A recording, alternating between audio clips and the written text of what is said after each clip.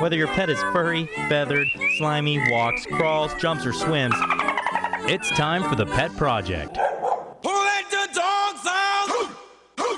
With your host, Tammy Trujillo, we'll tell you all about your pet's wants and desires. So stay, sit, and enjoy the Pet Project. And now your pet-loving host, Tammy Trujillo. And thank you so much. Welcome to Hour 2 of the Pet Project on this Saturday afternoon. It's raining here in Southern California. I know. We've had great weather, though. It's been amazing, so we really shouldn't complain too much. We are continuing our discussion with Dr. Pam Nichols. She is behind the Utah Animal Care and Canine Rehab Center, and she is the doctor who has been treating our beautiful service dog, our beautiful Rottweiler, Kuma. And before the break, we were talking about what a tough time Kuma had following her surgery. But Dr. Nichols, you have some interesting therapies up there. Tell us what you've been working with Kuma on. How are things going? Things are going really, really well. She's had, I think, 16 or 17 visits. Mm-hmm. She comes generally 2 or 3 times a week, and she is now fully weight-bearing most of the time. So we do a combination of laser, massage, we put her in the underwater treadmill, we put her in an electric stimulation tank, so kind of like physical therapy in people where they have patches that go across a joint and run a current through the joint. Mm-hmm. We put her in a tank of water that runs that current kind of through her whole body to relax her, to make her muscles feel better. We do therapeutic exercises where she learns to balance better. Strength training. It's just fun. It's amazing that there are so many types of therapies that are the same between humans and animals. That to me is something that's been surprising as we've followed Kuma's recuperation here. It is fantastic. And we do use the exact same. We use the same equipment as they do for humans. We have a physical therapist in Utah that now uses an underwater treadmill for people that just don't want to go to a pool. They go to his office. And so we have the same kinds of things. We use balancing exercises on a Bosu ball that you would use in a gym that you would do, that a human would stand and balance on and do squats. That's what we put her on to do balancing for her back legs. It's fascinating, and it's really fun. Now, how do you get an animal to cooperate, to participate in these things? Because a human knows why they're doing it, but an animal maybe not so much.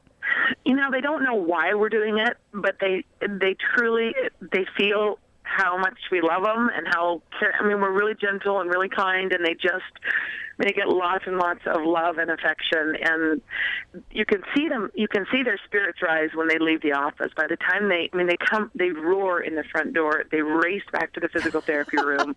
It's quite remarkable. I used to have a massage therapist that worked for me, a pet massage therapist, and I had a Doberman, and one of the first steps that she took was running down the hall to get to the massage therapist's chair. Oh my gosh, so they really look forward to it.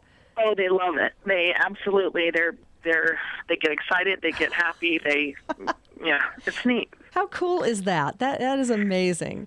It is one of the most rewarding things I've ever done in vet medicine. I asked my staff just yesterday what they thought the best thing about rehab was, and they said it's definitely dogs like Kuma that come in that aren't walking, they're in pain, you can see it in their faces, and by the time we're done with them, they're happy and they're excited, and their quality of life is improved drastically, and they're able to do what they want to do. Because we learned last week that one of the biggest breaks for Kuma was when she did something that was called toe tapping. Yep. And, I found this extremely interesting because I'd never learned this about dogs. And we have a number of special needs dogs in my home, particularly, ones that don't use a leg because of this deformity or that deformity. Right. And we were talking to somebody from your office last week who was telling us that when an animal is hurt, they just decide that part of their body isn't there anymore. Yep, Kuma just hiked it up in the air and never even moved it. So she just said, this leg is not working, I don't even want to notice it. Yep, not going to bother. Not going to stick it down. It hurts when I bend it, so it hurts when I straighten it, so I'm just going to keep it bent and hiked up. It was almost fused. Oh my gosh. So from is lack of use amazing. and just holding it all in the same position all the time. Wow. Well, you have done some fantastic things, Dr. Nichols, and I appreciate it. We want to keep talking with you periodically. Let us know how Kuma is doing. Absolutely, and thanks so much for highlighting her. She's doing beautifully. She's going to need some more, but she's doing beautifully. She's so an thank you so amazing much. dog. You are so welcome. Thank you for the great work you're doing. That is Dr. Pam Nichols with the Utah Animal Care and Canine Rehab Center up in West Bountiful, Utah. And she is the reason Kuma is back on 4 feet. We have information on our Facebook page, Tammy Trujillo's Pet Project, about Operation Kuma. Funds are still needed to keep Kuma doing her rehab, so that chip-in is still open, and we hope you'll help out. Stay tuned. We're coming right back on CRN. It's the Pet Project, the show your pet wants you to listen to.